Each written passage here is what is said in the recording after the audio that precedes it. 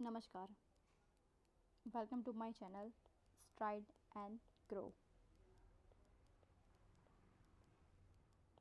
कुछ भी ज़्यादा बात करने से पहले मैं ये बोलना चाहूँगी कि यूपीएससी 2026 हो गया है और हम सब इससे ज़्यादा अवेयर ही है कि क्या हाल हुआ है सबका। ठीक है, अब ये शॉकर था, बहुत ही बड़ा शॉकर था।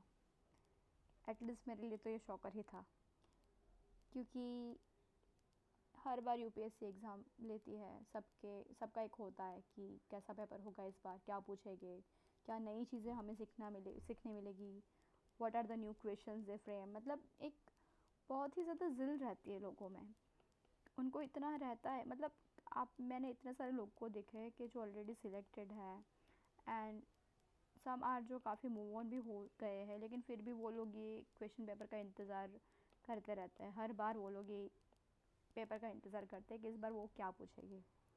बट दिस टाइम ये सबके लिए एक बहुत ही बड़ा शॉकर भी था, और ये एक रैंडम, मतलब बहुत ही रैंडम पूछ लिया था उन्होंने, ये नहीं करना चाहिए था। लेकिन उसके पीछे एक रीज़न भी है, रीज़न एक बहुत बड़ा रीज़न है जो हम सब जानते भी है। जो एस्पिरेंट्स होते हैं ना, उनको पता होता है कि क्या डिमांड है यूपीएससी की, फिर भी वो इन्फ्लुएंस हो जाता है बहुत सारे लोगों से। मार्केट में चल रहा है एलिमिनेशन टेक्निक, कितनी एलिमिनेशन टेक्निक कर ली, कितने वीडियो डाल दिए, कितने लाख लाख करोड़ व्यू ले लिए उन लोगों ने, कितनी कमाई हो गई, लेकिन उसका आउटपुट क्या हुआ? ये रैंडम पेपर। इसमें भी लोग अभी थक नहीं रहे हैं, इसमें बोल रहे कि इसमें भी हमारी एलिमिनेशन टेक्निक लग रही है फाइन, सही है। अभी ऐसे ही अभी और इन्होंने कंटिन्यू किया ना, तो मुझे नहीं पता फिर कैसे पेपर आ जाएगा।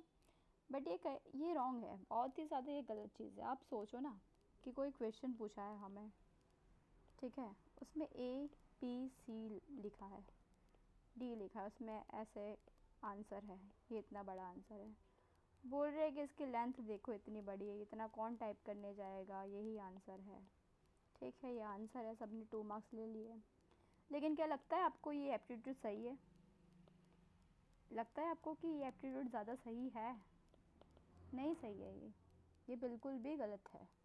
इससे मार्क्स आ जाएंगे, मैं ये नहीं बोल रही हूँ कि ये बहुत ही गलत चीज़ है, इससे मार्क्स नहीं आते, आए हैं, सबको मिले हैं। और मेरा ये क्वेश्चन, मतलब मैंने तो ये अटेम्प्ट नहीं किया था because I was not sure, और मैंने कभी वो क्वेश्चंस नहीं देखा था, तो मैंने वो नहीं अटेम्प्ट किया था। तो ये दुख लगता है ना देख के कि ये लोग ये बेसिस पे आंसर निकाल रहे हैं और उसके मार्क्स भी ला रहे हैं और उसको एप्टीट्यूड का नाम दे रहे हैं। बहुत सही है, मैं ना नहीं बोल रही कुछ भी, और मुझे तो इस बारे में बात भी नहीं करनी थी। बट मुझे एक क्लू लेना था कि यूपीएससी ने ऐसा किया तो क्यों किया, मतलब तो उन्होंने मार्केट देखा है कि क्या चल रहा है, कैसे इन्फ्लुएंस हो रहे हैं स्टूडेंट्स, तो उनको कैसे बताया जाए कि कैसे, मतलब प्रिपेयर करना है, क्या करना है, क्योंकि सिलेबस तो डिफ़ाइन है नहीं। बहुत सारे लोगों ने भी कंप्लेंट भी की है कि सिलेबस इज़ नॉट डिफ़ाइन, आप लोग क्या पूछ रहे हो, क्या नहीं पूछ रहे हो, आपको ही पता नहीं आप क्यों पूछ रहे हो ये सब।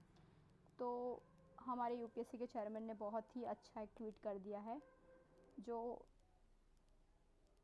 एक पॉजिटिव कह सकते हैं हम लोग उसको। अभी हम लोगों को माइंड में लेके ही चलना है। कई इसको अभी इतना रख लो कि आप प्रिपेयर कर रहे हो ना, तो अपने नोट्स देख लो एक बार, आपने खुद से पढ़ा है कुछ, वो देख लो।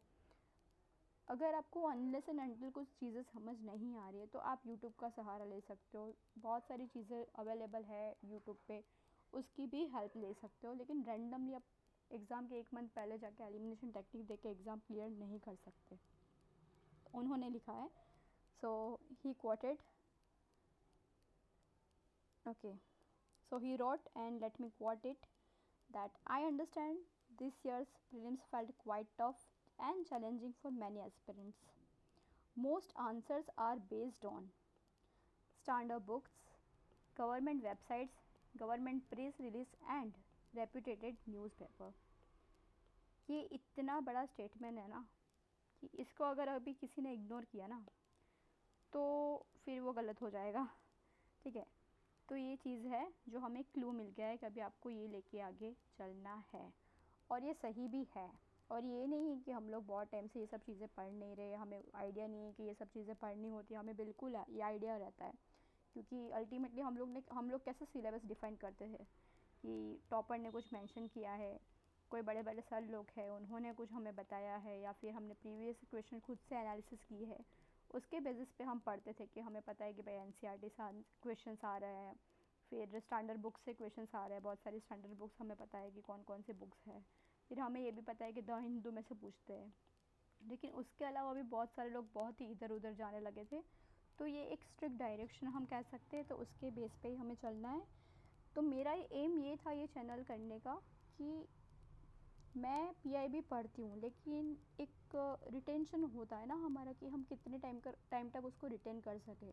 तो I decided that I am going to make videos on whatever I am studying every day regarding PIB and the Hindu, and will make video, and जहाँ पे मुझे लगेगा कि उसकी बहुत ही नीड है, ये प्रीलिम्स के लिए इम्पोर्टेंट है, मेंस के लिए इम्पोर्टेंट है, तो मैं उसके लेके उसकी एक अंडरस्टैंडिंग का पूरा वीडियो बना लूँगी, तो जिससे वो मुझे भी हेल्प हो जाएगी और आपको भी कहीं ना कहीं हेल्प मिल ही जाएगी। सो एक बात करते हैं कि मैं कैसे वो कवर करूँगी। जैसे अभी आप देख सकते हो कि ये पीआईबी की वेबसाइट में ओपन कर रही हूँ, ठीक है। तो उसमें आप देखते हो कि इतने सारे रिलीज़ होते हैं डेली के। रिलीज़ देखो आप, इतने सारे रिलीज़ हम नहीं पढ़ सकते, और जो अभी स्टार्ट कर रहा है यूपीएससी की प्रिपरेशन करने के लिए, तो उनको नहीं पता रहता है कि हमें क्या कवर करना है क्या नहीं करना है, बहुत सारा ब्लैंक माइंड रहता है कि जो भी लोग कुछ भी बोल देते उसके इन्फ्लुएंस में आके फिर लोग पढ़ना स्टार्ट करेगा, और अभी स्टार्ट होगा, बहुत स्टार्ट होगा, लोग मतलब भर भर के पीआईबी पढ़ाएंगे, लेकिन वो गलत चीज़ है। हमें बहुत ही इंपॉर्टेंट चीज़ पे ही फोकस करना है कि जैसे अभी आप देख सकते हो कि ये पीआईबी रिलीज़ है, ठीक है। तो इसमें एक अभी ये देखते हो कि इंसॉल्वेंसी एंड बैंकरप्सी कोड है, तो ये इसके 10 ईयर कंप्लीट हुए, तो हमें पता होना चाहिए कि व्हाट इज़ द आईबीसी। ये एक कोर थीम ही हो गई आईबीसी। आईबीसी इकोनॉमी की एक कोर थीम है, तो उसके रिगार्डिंग हम फिर स्टडी कर सकते हैं कि व्हाट इज़ आईबीसी, कहाँ से स्टार्ट हुआ था, क्यों स्टार्ट हुआ था, उसके आगे के एक्ट में क्या प्रॉब्लम थी, लाइक दैट, तो वो सब हम स्टडी कर सकते हैं।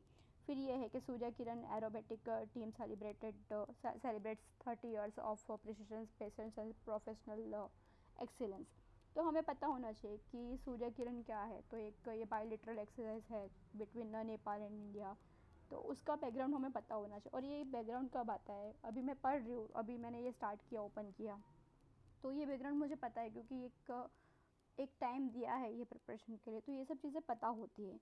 अभी जैसे आप देख रहे हो इसमें कि ministry of Panchayati Raj conducts training of trainers program under Nirbhay Raho initiative to strengthen women's safety in rural India. तो ये कहाँ पे काम लगेगा, ये प्रीलिम्स का टॉपिक नहीं है, ये मेंस का टॉपिक है, ये मेंस के लिए बहुत ही ज़्यादा इंपॉर्टेंट है, ठीक है। तो वो हम कहाँ पे कोड कर सकते हैं, जैसे GS1 में है, GS2 में भी कर सकते हैं, एंड GS3 में भी। तो जहाँ पे भी वुमेन के रिलेटेड कुछ आ रहा है, और if you are writing something different than others, वो भी क्वेश्चंस के रिलेवेंट ही लिखना है, और हम उसको ऐसे में भी लिख सकते हैं, तो ऐसे वो सब चीज़ें हेल्प होती है। So I am going to make video every day. अगर आज 28 में है तो will make video on 29 May, वो ही रहेगा 28 मई का, जो भी पीआईबी का रिलीज़ हुआ होगा पूरे दिन का, एंड द हिंदू पेपर होगा, तो उसका मैं वीडियो बनाऊंगी। और इसलिए मैं 29 को बनाऊंगी क्योंकि मुझे भी एक बैकग्राउंड का थोड़ा अगेन रिव्यू लेना पड़ेगा कि मैं जो बोल रही हूँ, जो समझा रही हूँ, वो सही समझा रही हूँ, क्या है क्या नहीं। और अगर मैं कोई वेबसाइट पे जा रही हूँ तो उसको कितना डेप्थ में जाना है, कहाँ से कितना पढ़ना है। अगर मैं कोई गवर्नमेंट वेबसाइट भी रेफ़र कर रही हूँ, या फिर कोई एक्ट है, या फिर कोई भी आर्टिकल्स है, तो उसको अगर मैं डेप्थ में जा रही हूँ तो कितने डेप्थ तक मुझे समझाना है वो टॉपिक के रिलेटेड, या फिर मुझे खुद समझना है। तो वो सब चीज़ें लेके मैं उसको थोड़ा अंडरस्टैंड करूँगी, उसके बाद में मैं 29 को उसका रिलीज़ करूँगी। तो वो ऐसे डेली रहेगा, और कभी कभी ऐसा भी होगा कि मुझे एक दिन के जो न्यूज़ हो गए उसके 2 वीडियो बनाने पड़ जाए, क्योंकि कभी कभी बहुत सारी चीज़ें हमें मिल जाती है। कभी ऐसा भी होगा कि जिसमें मुझे सिर्फ 15 मिनट ही लगे, क्योंकि ज़्यादा रेलेवेंट इन्फॉर्मेशन नहीं होती है। और हम जानते हैं कि कोचिंग वाले सब डेली का कुछ भी मतलब पढ़ाते हैं, एवरीडे वो लोग 3-4 मतलब 2-3 घंटे का तो वीडियो हो ही जाता है, उसमें पूरी आधी स्टडी का आवर्स निकल जाते हैं। तो ये सब चीज़ें मैं नहीं करने वाली, मुझे जो लगेगा कि जो आईएमपी है बहुत ही ज़्यादा रेलेवेंट है, वो ही लेके मैं वीडियो बनाऊँगी, ठीक है। एंड हो सकेगा मुझसे, तो अगर कोई स्टैटिक टॉपिक है, जैसे अभी हमने आईबीसी का देख लिया है, तो उसके रिलेटेड कोई भी अगर प्रीवियस ईयर क्वेश्चंस है जो आ रहे हैं, whether it is CAPF, CDS और NDA और any exam that conducted by UPSC, तो मैं बहुत ही ट्राई करूँगी कि वो प्रीवियस ईयर क्वेश्चंस भी मैं अटैच करूँ और आपको दिखाऊँ कि किस टाइप के क्वेश्चंस UPSC पूछ रही है और उसको कैसे टैकल कर सकते हैं, ठीक है। तो इस पे हम ज़्यादा काम करेंगे, ठीक है, ये सब चीज़ पे, तो ताकि एक हो जाए कि हमारे एक डेली का बेस भी क्रिएट हो जाए, हमें पता भी चल जाए कि कैसे पढ़ना है, क्या पढ़ना है, और एक रेलेवेंसी मेंटेन रहे कि हम जो मेंशन किया है UPSC ने उसी पे चल रहे और हमारी प्रिपरेशन उस पर ही चल रही, ठीक है। तो ये मेरा रहेगा and will see you tomorrow, ठीक है, मिलते हैं कल।